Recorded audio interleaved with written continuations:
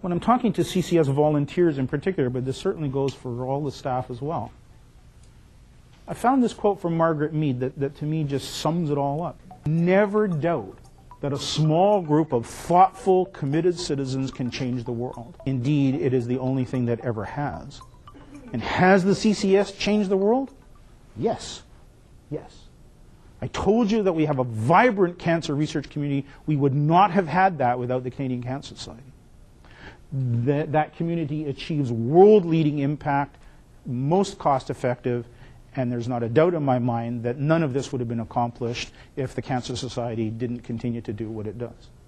With continued dedication, with continued funding from the public, from the CCS, from your donor base, and with the continued creativity and excellence from the research community and NCIC's ability to pick those winners, there is no doubt we will, not we might, we will cure more and more cancers. And for those that we can't outright cure, we will increasingly turn cancer from that feared and dreaded disease that you die from into a much more manageable disease that you live with. And I want to leave you with another Made in Canada success story. It's the story of Dr. Brenda Galley, who's an ophthalmologist in Toronto, and Dr. Helen Chan, who's a medical oncologist at Sick Kids in Toronto.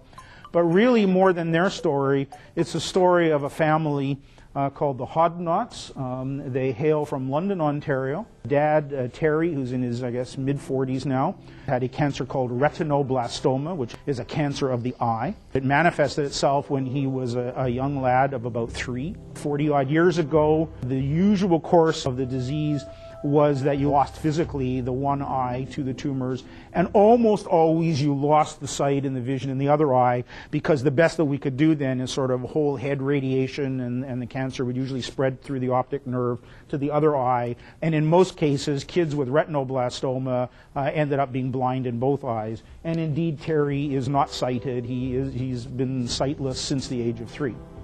Riley, who I guess must be about 10 now, in the intervening time, we'd learned a lot about retinoblastoma. We learned that you have to diagnose it early. You have to treat it pretty aggressively. But the aggressive treatment now, through Helen Chan's work and others, we didn't have to do radiation. We had very selective chemotherapy and some other regimens that she had developed. So with the early diagnosis and the better treatment, Riley was indeed diagnosed with retinoblastoma. Unfortunately, was treated aggressively. He did lose the sight in the one affected eye, but he's fine in the other eye. And so here is a kid who, by all accounts, runs around and would run circles around us and does what rambunctious 10-year-olds are supposed to do, which is not have a care in the world.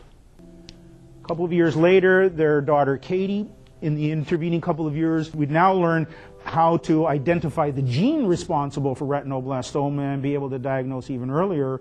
Now an in utero test was done, so even before Patty delivered, she was tested. Katie was found, unfortunately, to have the retinoblastoma gene, treated aggressively, treated early, delivered actually a month early and treated quickly, and is 20/20 in both eyes.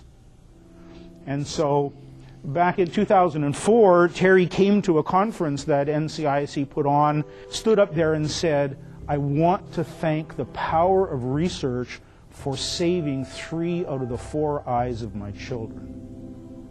That's the kind of impact that you make on real people, real families. It's not just stuff in a lab anymore. It's real families, it's real people, it's real life. So to come back to the very first question, are we really making any progress? Just ask them. Just ask them.